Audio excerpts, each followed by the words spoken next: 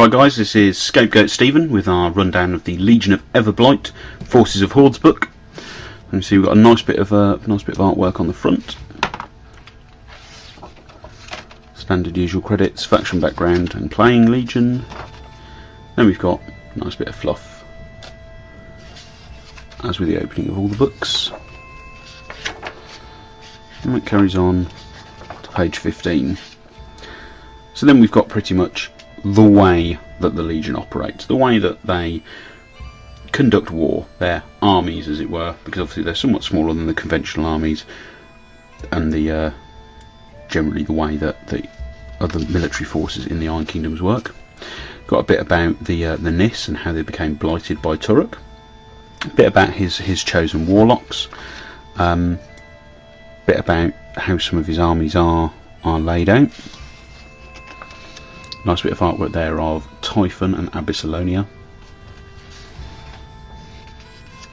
And then a bit about how their runes work. So we get into the theme forces. You've got Abyssalonia, Terror of Everblight. It's a very good theme force. If you're getting into Legion because you want to run Beast Heavy, I encourage you to look up Abyssalonia's theme force. If you're looking like you're going to be facing Legion, I suggest you look up Abyssalonia's theme force. Because it's quite a nice one, and she's quite a popular caster, because her theme force is actually worth running.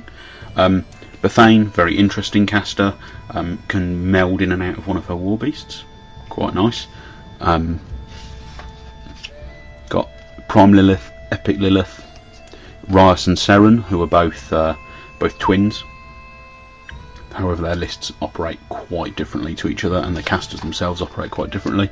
You've got Thagrosh, Prime and Epic. Thagrosh being the first person to have been taken over by the dragon himself. And you've got Val, who is basically like a caster. She sold out the Nis essentially to Everblight.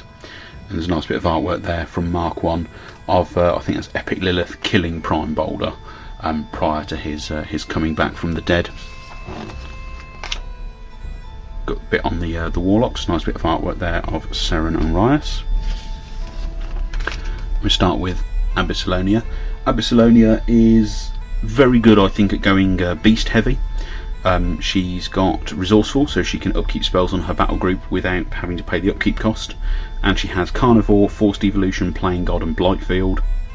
Carnivore very good on if you're going after infantry.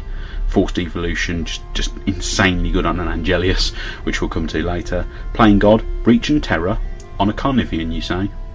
Very tasty, very nice. Her feat as well allows her basically to remove all damage boxes from herself and then take a point of damage to heal all damage boxes on a Warbeast in her battle group. So she can take like 3 damage to heal 3 Warbeasts fully completely.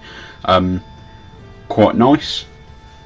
Again, it depends on who you're playing against, because obviously some people, knowing her, will just out and out try and kill one beast in one go rather than worry about putting little bits of damage on lots of beasts. However, if you can force a defeat early to save one particularly good beast, then kind of uses up her feat. She has the ability to spend a point of fury to gain either reach, flight or warp strength. So I just say either any of those. She can gain all 3 of them by spending 3 fury. She's also got critical grievous wounds, and she can read fury points from Warbeasts destroyed with her claws, of which she has 2 at power strength 13 and max 7. So quite reasonable, quite nice. Again, her theme force, very good for running beast heavy, so definitely worth a look. You've got Bethane and Belphegor, Belphegor being the beast that she can combine with, I suppose is probably the best way of putting it. Her feat allows models in her control area, or friendly faction models in their control area, gain boosted magic attack and magic damage rolls. And friendly faction Warbeasts can use their animal without being forced, and it lasts for 1 turn. So, you know, it's quite nice if you're running a list that specifically caters to that feat. Like I said, she's also got these rules about combining with Belphegor to create a different sort of Warlock Warbeast. To be honest, I need to read those rules again a little bit more, just in case I do come across Bethane and Belphegor. I only know one person who actually owns them and has never actually fielded them. So again, that'll be probably something I need to look into. She also has continuous effect corrosion on her 2 claws, although if she's got into melee, she's only got 2 power and strength 10 claws, so I think that's possibly not the best of best use. She's got Gallows as a spell, Eruption of Spines, Carnivore, Bloodthorn and Ashen Veil, all of which are very good for supporting her infantry, or pulling enemies in closer, or taking out enemy infantry. Then you've got Belphegor, who himself is immune to all the effects, has eyeless sight, and actually can be channeled through by Bethane. He himself, he's reasonable. He's 2 power strength, 13 claws. They're open fists as well. Basically, he's a light. However, he does have the Despoiler Animus. Center a 5-inch cloud effect AoE on this model. The AoE remains in play, and enemy models entering activation its AoE suffer 1 damage point. Quite nice. Stops enemy infantry charging you. Lilith, who's the battle box caster, who actually is reasonable. I think she's alright. She suffers from the curse that quite a few Warlocks suffer from, which is Fury 5. Not necessarily because Fury 5 isn't enough to get your stuff done, but it limits your control range. Her feat, however, gives an additional die on attack and damage rolls this turn. Very nice, because that is an additional die. It stacks with a boost, so you can be 4 dice to hit. She has Eyeless Sight, Pathfinder and Bushwhack, which means she can shoot and then move, and she's got speed 7 and range 12 on her gun, so she can be 19 inches away from you. She's also, her bow has Bloodlaw, which is models in her battle group can charge enemy models hit by this weapon during this turn without being forced, and Witchmark, which basically means she can then cast her spells and automatically hit whoever she shot with her bow, irregardless of range, line of sight, etc. Quite nice, especially given she has Parasite as a spell. Gives herself +1 armour, gives the enemy -3 armour, which ups her armour to a measly 15. It's still not amazing, however it does lower the enemy's armour by 3, which means the Carnivian or any similar heavy can just go in and eat, destroy, rip apart whatever it is. She's also got Eruption of Spines, again a reasonably nice infantry clearance spell, and Bad Blood, which is situationally useful. To be honest, I've never seen anyone play Lilith cast that spell, because of her 5 Fury. She usually casts 1 spell a turn. Then you've got Epic Lilith. She has the feat Decimation. Friendly model ranged weapons gain Snipe, while in her control area, models in her battle group can make 1 additional range attack during their activations. Attacks gained from Decimation do not count towards a weapon's rate of fire. So if you're trying to create almost a gun line, I suppose, with Legion, given that they've all got Eyeless Sight, quite tasty. Again, she keeps Eyeless Sight and Pathfinder. She gains Evasive, so if an enemy misses her, and at defense 16, reasonable. She makes a 2-inch move and can't be targeted by 3 strikes. Quite nice. She's also got all her spells gain +5 range, which means she's got a 15-inch spell and a 13-inch spell. Quite nice. She's got Snapfire, which basically means she can shoot an enemy who shoots her, and if she hits, then their attack automatically misses you. She's also got Swift Hunter, so if she kills a model, she moves 2 inches, and her bow is magical. Her spells have changed. How she has gained Shadow Pack, which is quite nice. So it's models in the battle group gain stealth, and that's an upkeep spell. She also has Pursuit, which is also an upkeep spell, which allows a model to move if an enemy model ends in her control area, I think. And she's got Pincushion. Friendly models gain an additional die on ranged attack and ranged attack damage rolls against target enemy model unit. Discard the lowest die each roll. It's a bit like Signs and Portents for those of you who are aware of that spell. You've got Rias, who is, I believe, a weapon master with critical decapitation, acrobatics, perfect balance. She can channel through her twin in 2 caster games. She's got Sprint. She's got Oculation. She's got Rapport. She's got Dash. Her feat allows her and friendly Legion models activating in her control area, so not her, 1 additional melee attack during their activation. The first time a friendly Legion model damages an enemy model with a melee attack during its activation while in Rias' control area, immediately place the attacking model anywhere base to base with the damaged model.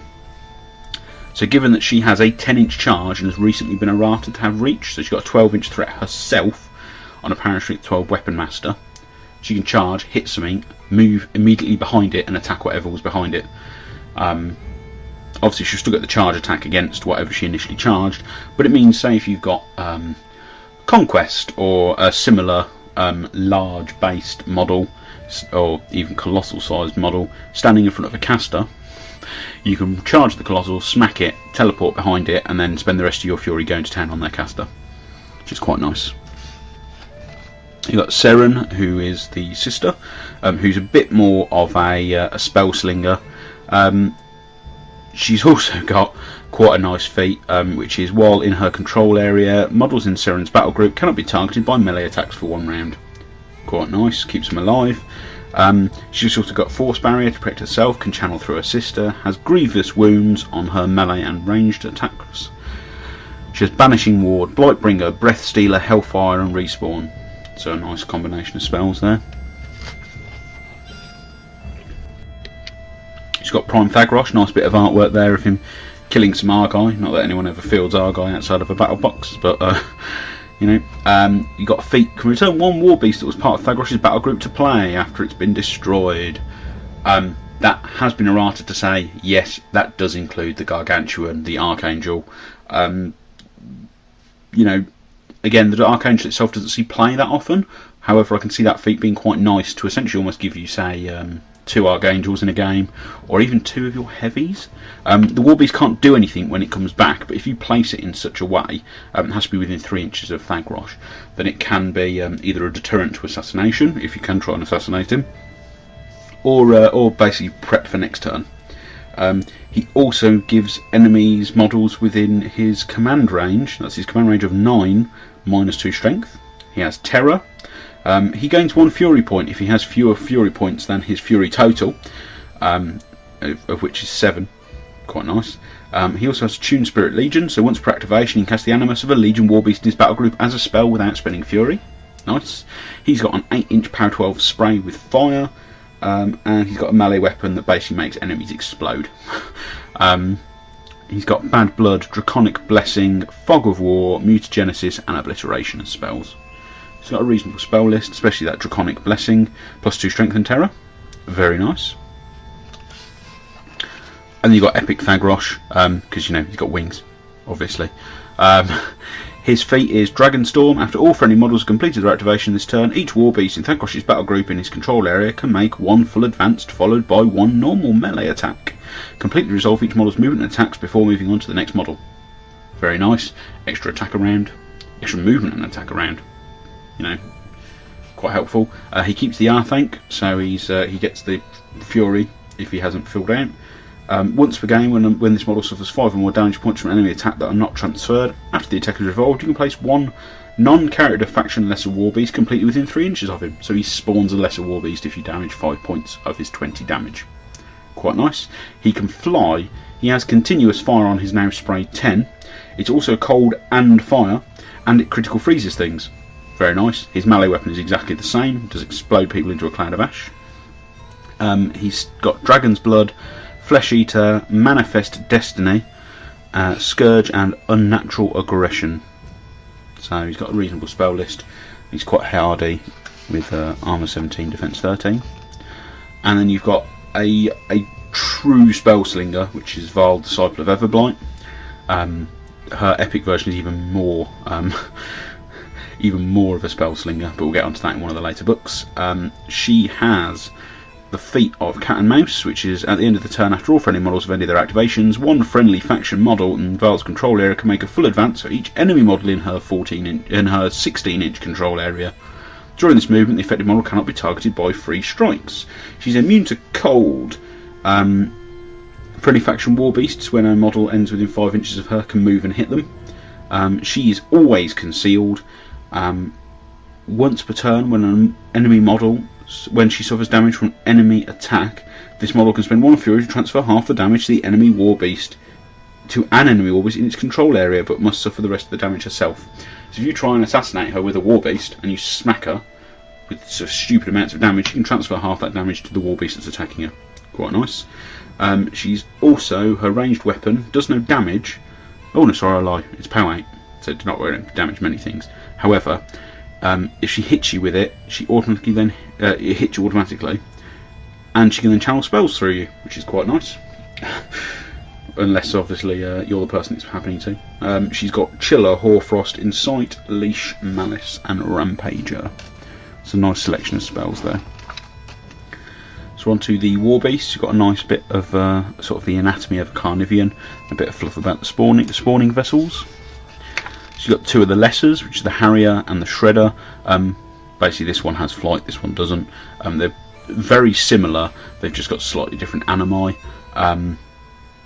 But apart from that, I think they're virtually the same. I mean, this one has sprint and has less damage boxes by a couple. But Shredders come in the main box. Shredders are wonderful little missiles. You basically send them off, they munch something, then they die. That is pretty much there. I mean, they only cost 2 points anyway. You know, they've only got 2 fury. They're not meant to be anything amazing, but to be honest, they're quite nice. They will take a chunk out of a light, a little bit out of a heavy, or they'll eat infantry like it's going out of fashion. Given they can give themselves +2 speed, Pathfinder, boosted attack and damage rolls for 1 turn by forcing once. So that's quite nice. You've got the Stinger, which is the other lesser, which can dig in, which is quite nice. It can also make a suicide attack, and it has a poison reach weapon. So it's got a spray 6 weapon, or it's got a power and strength 12, which gains an additional die against living models. So a power and strength 12 on the charge with 4 dice, quite tasty. Especially if you're playing against enemy Warbeasts. Obviously not so much against Warjacks, but Warbeasts, quite tasty. You got the Nephilim Bolt Thrower, which basically has Thunderbolt on a range 12 power 14 gun. Quite nice. Only costs 6 points as well. You've got the Nephilim Protector, which has set defense, shield guard, and empathic transference, so you can transfer to it even if it's full on fury. So again, shield guard can be quite nice if you've got some of the squishier casters that are found in Legion. You've got the Nephilim Soldier, which basically is just a very standard melee light. It's still got a decent ton of damage boxes, power and strength 14, flight, still quite reasonable for 5 points. Then you've got the Rake, which is one of the better Legion beasts no one ever takes, because of spinning points and other stuff. I haven't seen anyone, I know a few people who own them, but I haven't actually seen any come out. You've got Stealth, Pathfinder, Eyeless Sight, a power and strength 12 and a power and strength 11 attack. They have Bounding Leap, they have Parry, essentially, as an Animus for 2, and they have Reach, and they have Speed 7. So they're quite tasty. You're looking at like a 12-inch threat range on a Warbeast. Quite nice, only 4 points. You've got the Teraph, which is kind of like a shooting version of the Rake, perhaps. Range 10 AoE 3 power 13. It can dig in as well. It does a fire attack. It's got a strike. It's not. It's also got advanced deployment and Pathfinder, so it's kind of like a shooty version of a Rake, I guess. Probably wouldn't say it's as good as the Rake, but it's quite nice. Angelius, one of the Premier Legion heavies, defense 14, armor 17, armor piercing special attack, so it's only 1 attack, power and strength 14. Now if you combine that with Abyssalonia's forced evolution, that takes it to defense 16, power and strength 14 on its armor piercing attack. Yeah, that's quite nasty, and it has an Animus that pushes enemy models away from it. It has flight, it has overtake, it can't be knocked down because it's got serpentine. It does have a shooting attack as well, range 12, power 12, but most of the time you're going to be wanting to try and pull off that nasty armor piercing charge, which, because it has reach, it's essentially a range 12 charge, so it's quite a decent range. Put the hurt on something quite a lot, even against, let's say, Khador heavies at armor 20, you're looking at halving its armor down to 10, and then rolling your 3d6 on your charge. So that's quite tasty. That's 3d6 plus 4 at its base. With Abyssallonia it's 3d6 plus 6. So it's going to make quite a nasty mess of something it hits.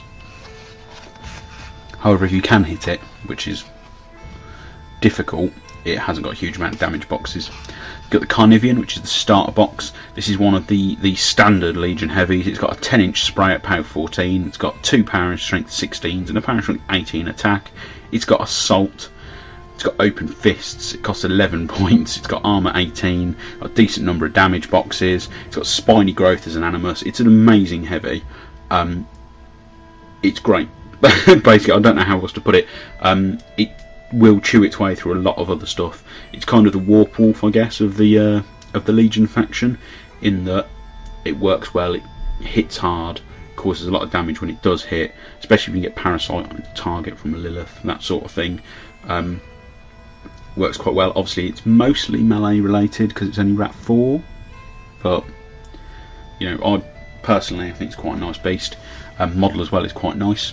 You got the Ravagor, which is probably the one of the other very often seen Legion heavies. It's got a range 14, power and strength 15, AoE 3, rate of fire 1 gun.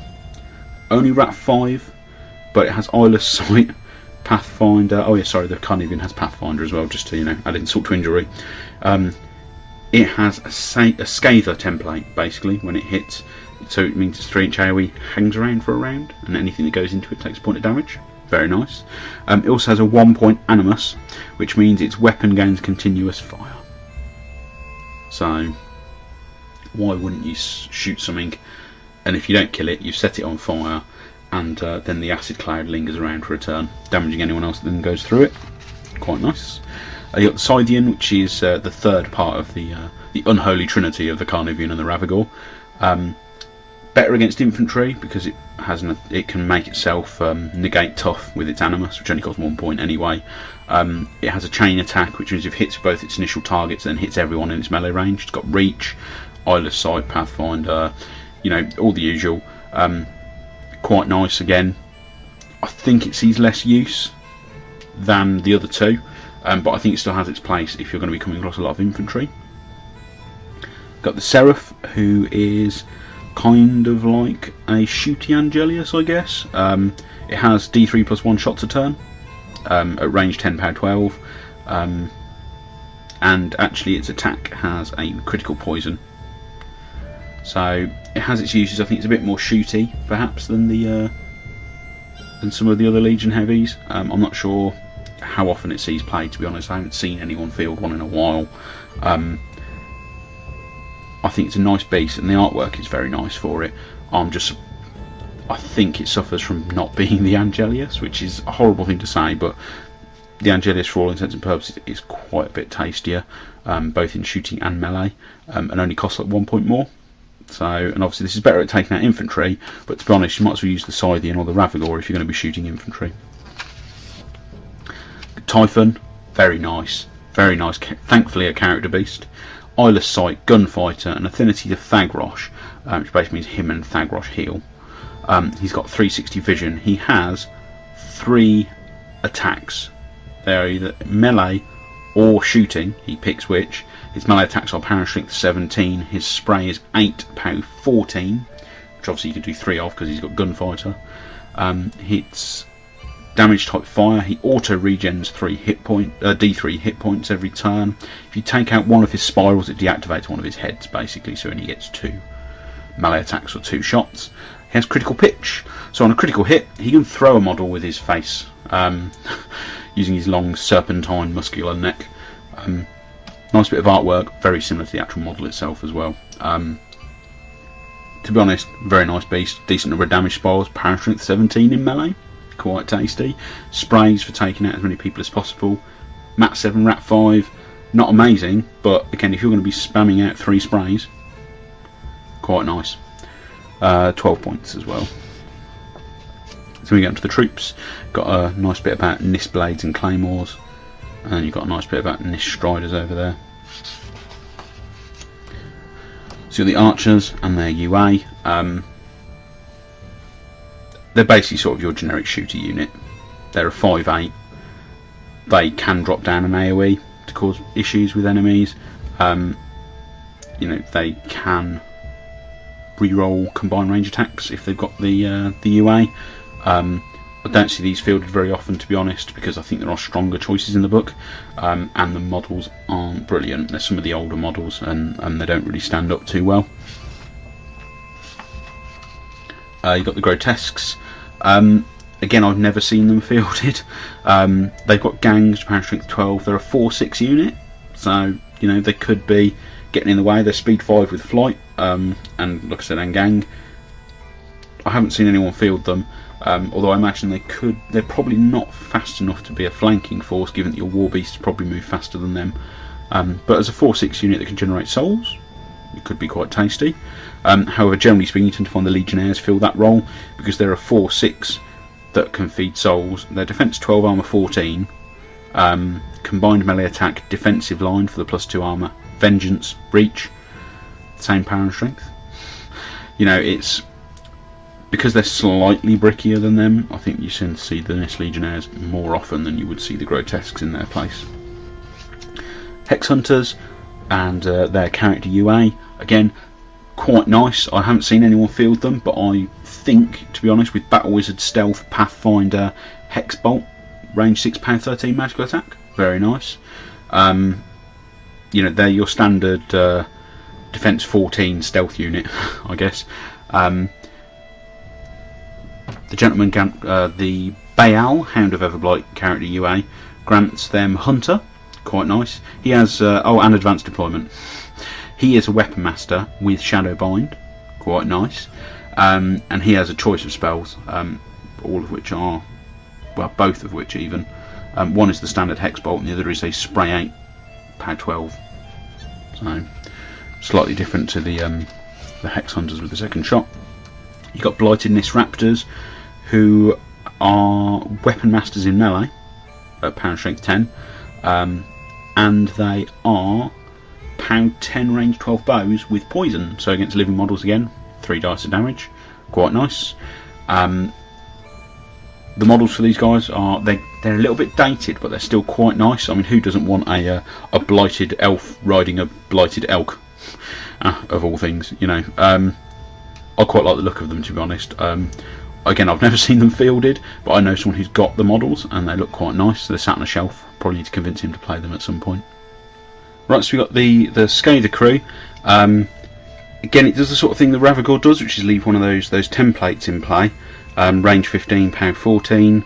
It's only 3 points, and you can take 2 of them, but does have a minimum range of 6 inches. I personally think it's a reasonably good denial thing, although I am aware that people have poo-pooed that idea in favour of the Ravagore, even though the Ravagore is 3 times the points cost, because the Ravagore has that backup of being a heavy Warbeast, Fury Generation, Eyeless Sight, all that sort of thing, and obviously it can boost. So I can see the reasons behind taking the Ravagore instead of the Scather, but you know, I can imagine you can create some sort of wall of between Ravagores and them, massive sort of wall of Scather. So you've got the Blightedness Striders and the Officer, combined range attack, advanced deployment, Pathfinder Stealth, range 12, power and strength 10, 6 points for 6, so they are a point each. Their UA grants them Reform and Hunter. It's alright, I suppose. Again, I think they're good for perhaps going off and hunting enemy infantry on the flank, perhaps, or you know, other skirmishy units. I don't know if they'd be necessarily going to be any good against stuff with high armour.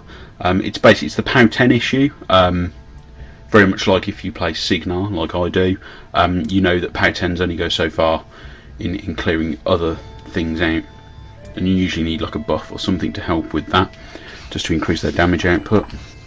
You've got the Swordsman and the Swordsman Abbot and Champion. This is a unit I hardly ever see anyone field, possibly again because they're defense 14, armor 13. However, they're weapon masters at power and strength 11. So to be honest, I'm surprised you don't see them a little bit more often. They gain with the UA Overtake, quite nice, and Cleave. So you know, they get 2 attacks and can move an inch. So I think if you can find a way to get some defensive tech on them, they actually be quite decent, quite solid of a choice, because they hit so hard. Right, so you've got the Warmongers and the War Spears. These are the sort of medium-based infantry that come with the Legion book. War Spears are the ones in the 2-player battle box.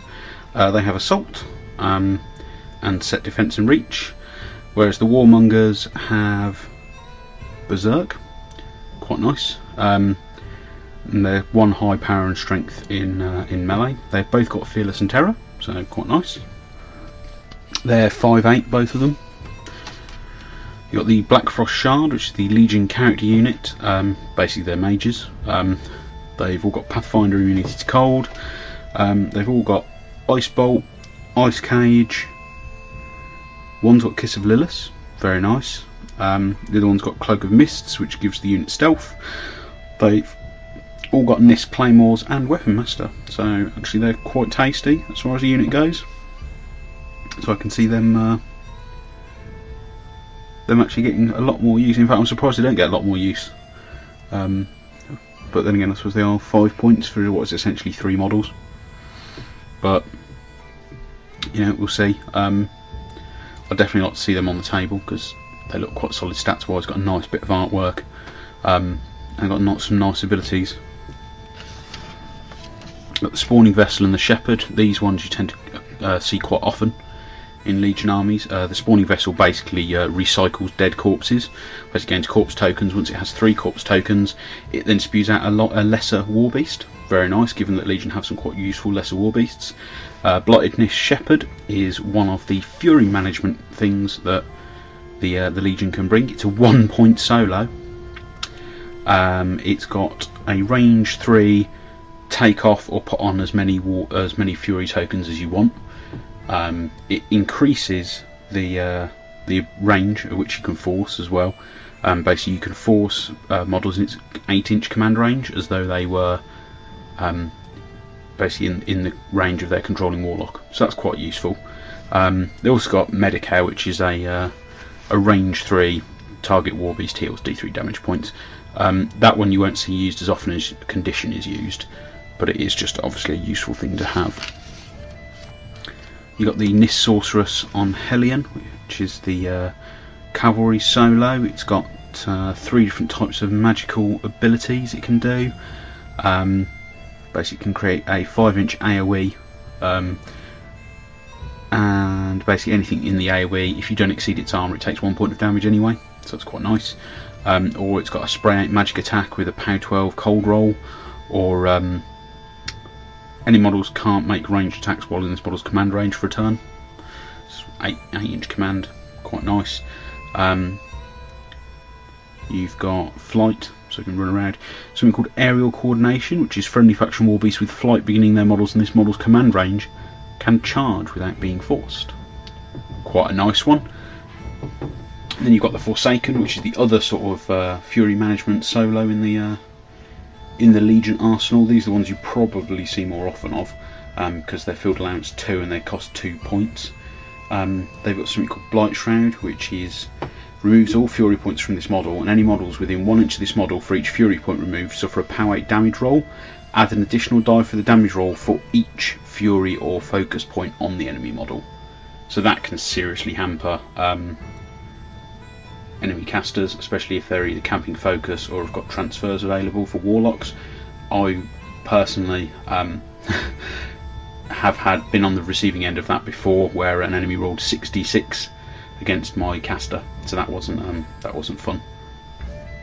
They can also spend Fury points to gain additional attacks or boost attack and damage rolls at 1 Fury per attack or boost a turn, and within their 8-inch command, target friendly faction Warbeasts, they can basically remove up to 5 Fury from it and place them on itself, and it can have up to 5 Fury at any 1 point. So obviously it can mean it can do that POW 8 plus however many D6 at 5 inches away. So we've got the Incubus solo. They're a point each, but you have to buy at least 5. They've got Combo Strike on Power and Strength 11. Basically, they don't start in play; they spawn out of dead grunts, which is interesting. Again, they're a nice idea. I actually quite like them thematically. There's also one of the Legion Warlocks that isn't in this book that we'll cover in one of the later book reviews. Actually spawns these guys as part of his feat, which is obviously quite a good attrition feat. So it means you kill his stuff, but then can't penetrate further into his lines because there's suddenly all these incubi everywhere. They're good for killing off enemy infantry or for tying things up, but don't expect them to do anything particularly special. But they're nice models wise. The models literally do look like this. There are these beasts ripping their way out of corpses. They look quite nice. You've got the Strider Deathstalker. basically it's very much your standard sort of shooty solo, looking at stealth, snapfire, sniper and swift hunter. So it shoots and then it runs away basically, but for only 2 points. It's quite tasty. A spell martyr, it's basically an arc node, but as soon as you cast the spell through it, it dies. You know, I could see with certain casters it being quite useful. I haven't seen people field many of them, but again, I think if you've got the right sort of spell slinger caster, and actually I think if they die they can feed the pot from a few pages earlier, the spawning vessel. So actually, you know, you're generating stuff to generate. You're killing them off, and then you're getting a lesser back anyway. So, and you can only take 3 of them for the entire army, and they're a point each. So you've got the Warmonger Warchief. He's actually a solo, not a UA. He has Blood Drinker, so basically he heals D3 when he kills something. He also Blighted Ogryns, when they're in his command range, which is 9, they also gain Blood Drinker, and they also gain +2 to attack rolls whilst this model is in their line of sight. Obviously they're trying to impress their war chief or something. It's alright, I guess. I don't know how often you're going to be able to get him into their line of sight, but any bonus is a nice extra bonus, I guess. You've got Anissa Rival, Talon of Everblight. It's a lovely bit of artwork, and actually the model's quite nice as well.